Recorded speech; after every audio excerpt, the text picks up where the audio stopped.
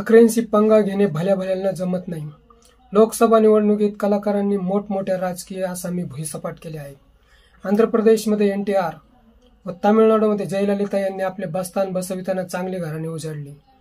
1984 मध्ये इंदिराजींच्या हत्येनंतर भावनिक लाटेवर अलाहाबाद येथून अमिताभ बच्चन यांनी पंतप्रधान पदाचे दावेदार हेमवती नंदन बहुगुणा यांना राजकीय वनवासात पाठविले.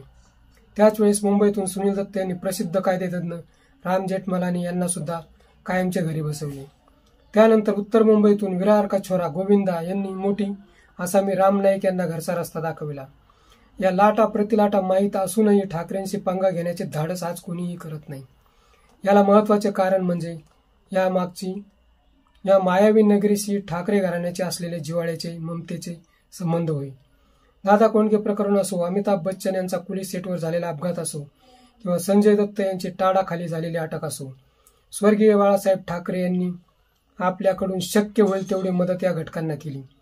जरी आज कंबळी उपकारांची परतफेड अपकारांनी करत असेल तरी कलाकार मंडळी ठाकरेंच्या विरोधात ठाम भूमिका घेण्याचे धाडस करण्याची कोणतीच शक्यता नाही.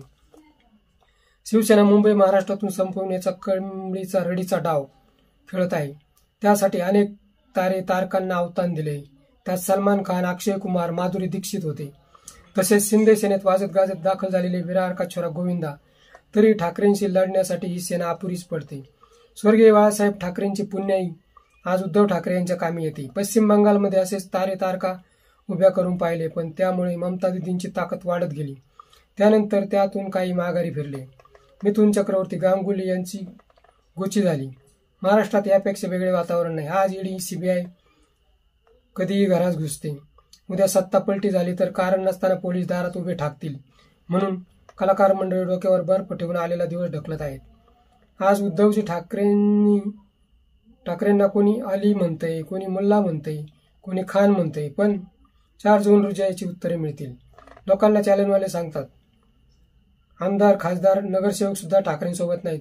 लोक सांगतात बरे झाले घाण गेली, पण आम्ही मतदार शेवटपर्यंत ठाकरेंसोबत ठामपणे आहोत. शेवटच्या दसरा मेळाव्यात बाळासाहेबांनी सांगितले होते, माझ्या उद्धवला सांभाळा, त्याचेच हे फळ होईल. मित्र, हा व्हिडिओ कसा वाटला ते कमेंट बॉक्समध्ये सांगा व ॲक्शन मराठी चॅनलला सबस्क्राईब करा.